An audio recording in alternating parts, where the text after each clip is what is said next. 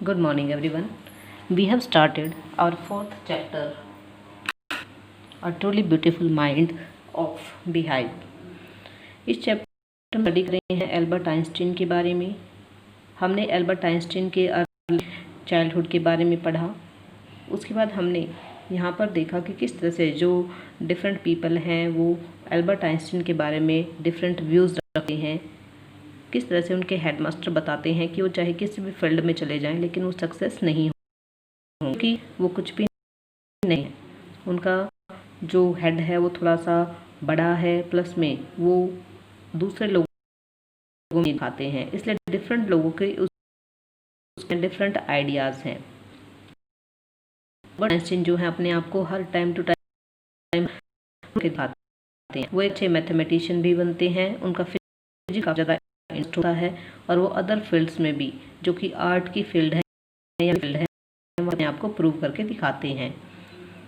तो यहाँ तक हम आगे हम चलते हैं। We will start our chapter from here from paragraph. इससे पहले हम कि एल्बर्ट आइंस्टीन हाई स्टडी के लिए म्यूनिख, लेकिन वो जो कंट्री है वो उन्हें थोड़ी सी रेजिमेंटेशन वाली लगती है, कठोर अनुशासन वाली लगती है, इसलिए वो छोड़ देते हैं, स्टडी जो है अपनी स्टॉप कर देते हैं। उसके बाद वो स्विट्ज़रलैंड जाने के बारे में सोचते हैं, जो कि म्यूनिख से थोड़ी सी लिबरल कंट्री है, यानी कि थोड़ी सी उदार कंट्री है। तो स्विट्ज़रलैंड में अच्छे से स्टडी कर पाएंगे और जो है वो भी उसको आगे बढ़ा पाएंगे। तो किस तरह से वो स्विट्ज़रलैंड चले जाते हैं और वहाँ पर एल्बर्ट आइंस्टीन की मुलाकात किससे होती है, ये हम यहाँ पर स्टडी करेंगे। फेलो स्टूडेंट, अपने साथ ही पढ़ने वाली एक स्टूडेंट मिलेवा मैरिक के अंदर थोड़ा सा इंटरेस्ट महसूस हुआ, यानी कि वो थोड़ा सा उसके प्रति इंटरेस्ट आने लग गए।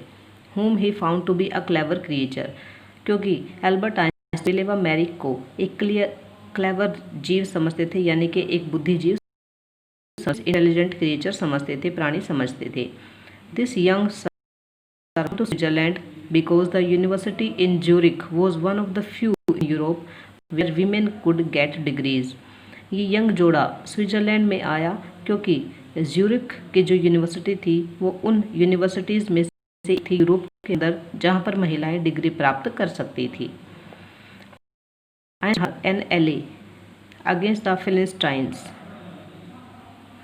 एल्बर्ट आइंस्टीन को मिलेवा मैरिक के अंदर एक एले दिखाई दिया। एले मीन्स एक साथी दिखाई दिया, एक एन एसोसिएट दिखाई दिया लोगों के विरुद्ध जो कि कला से थे। फिलिस्टाइंस यहाँ पर जो वर्ड है ये है वो पर्सन जो कि लिटरेचर से, आर्ट से, म्यूज़िक से हेट किया करते थे, लेकिन एल्बर्ट आइंस्टीन को आर्ट में भी इंटरेस्ट है, लिटरेचर में भी इंटरेस्ट है और वो म्यूज़िक में भी काफ़ी इंटरेस्ट करते हैं। जैसे कि हमने स्टार्टिंग में पढ़ा था कि किस तरह से उन्होंने वायलिन बजाना सीखा था जब वो 6 साल के थे। तो जो मिलेवा मैरिक है वो भी एल्बर्ट आइंस्टीन के साथ खड़ी हो जाती है in his family and at the university with whom at odds। कुछ लोग ऐसे थे एल्बर्ट आइंस्टीन के परिवार में और यूनिवर्सिटी में भी जो कि हमेशा एल्बर्ट आइंस्टीन के साथ ओड्स पे रहते थे, यानी कि क्लैश होते रहते थे लिटरेचर को लेकर के सब्जेक्ट को लेकर। तो यहाँ पर जो है कई लोग ऐसे थे जो यूनिवर्सिटी में भी उसे मिले और जो कि एल्बर्ट आइंस्टीन की खुद की फैमिली में भी थे, जो कि बहुत ज़्यादा हेट किया करते थे, अपोज किया करते थे म्यूज़िक का, लिटरेचर का। तो इन सभी लोगों के विरोध में एल्बर्ट आइंस्टीन को मिलेवा मैरिक के अंदर एक एले दिखाई दिया और उसके साथ वो कदम से कदम मिला खड़ी रही। The couple fell in love, ये जो जोड़ा था Albert Einstein and Mileva Maric, ये प्यार में पड़ गया। Letters survive in which they put their affection, दोनों के बीच लेटर्स सर्वाइव किए गए, यानी कि दोनों के बीच जो है लेटर्स का आदान प्रदान किया गया, जिसके अंदर उन्होंने अपने अफेक्शन, अपने लगाव को शब्दों के माध्यम से व्यक्त किया। मिक्सिंग साइंस विद टेंडरनेस, लेकिन उन्होंने बड़ी ही कोमलता से अपने लेटर्स के अंदर, अपनी भावनाओं के अंदर साइंस को भी मिक्स किया। दोनों का सेम ही है, दो साइंस में काफ़ी ज़्यादा इंटरेस्ट रखते हैं और जो लेटर्स वो एक दूसरे को दे रहे हैं उनके अंदर भी साइंस का जो थोड़ा सा झलक है वो हमें मिलती है। जैसे कि एल्बर्ट आइंस्टीन ने अपने लेटर के अंदर क्या, how happy and proud I shall be when we both have brought our work to a victorious conclusion. हम कितने ज़्यादा खुश हो जाएंगे, उतना ज़्यादा गर्व महसूस करेंगे जब हम अपना जो रिलेटिविटी का सिद्धांत है, जो सिद्धांत है, उसको एक विक्टोरियस कंक्लूजन पर ले जाएंगे। तो यहाँ पर हम क्या करें कि दोनों, यहाँ पर एल्बर्ट आइंस्टीन ने इस बात को भी शो ऑफ किया है कि साथ रहेंगे, दोनों आगे एक हैप्पी लाइफ लीड करेंगे, लेकिन उनकी हैप्पीनेस और भी ज़्यादा बढ़ जाएगी जब वो रिलेटिविटी का जो उनका कॉन्सेप्ट है उसको आगे पर पहुंचा देंगे। तो किस तरह से उन्होंने अपने लेटर्स के अंदर अपने प्यार को किस तरह से शो ऑफ किया, साइंस के माध्यम से शो ऑफ किया, क्योंकि उनका मेन लक्ष्य क्या है, उनका जो मेन पर्पस है वो साइंस में परफेक्शन हासिल करना है। रिलेटिविटी का जो उनका सिद्धांत है, थ्योरी है, उसको वो आगे कंक्लूजन पर लेकर जाना चाहते हैं। In 1900, at the age of 21, Albert Einstein was a university graduate and unemployed. And 1900 Albert Einstein जो कि 21 ईयर्स के हो चुके थे, वो यूनिवर्सिटी से ग्रेजुएशन कर चुके थे, लेकिन अभी भी वो बेरोजगार थे। He worked as a teacher assistant. उन्होंने एक टीचिंग असिस्टेंट के रूप में भी काम किया।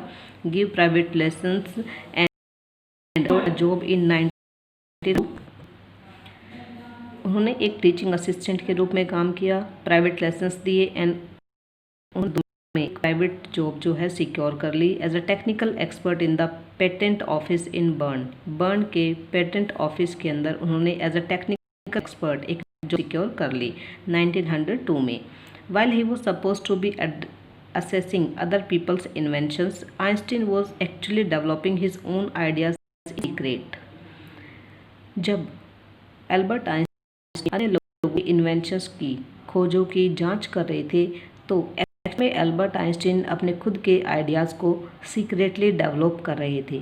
यहाँ पर थोड़ी देर पहले हमने पढ़ा था कि जो एल्बर्ट आइंस्टीन है वो रिलेटिविटी का जो अपनी थ्योरी को आगे लेके जाना चाहते हैं, लेकिन अभी उनकी जॉब लग गई है कहाँ पर, पेटेंट ऑफिस में, जो कि बर्न में है।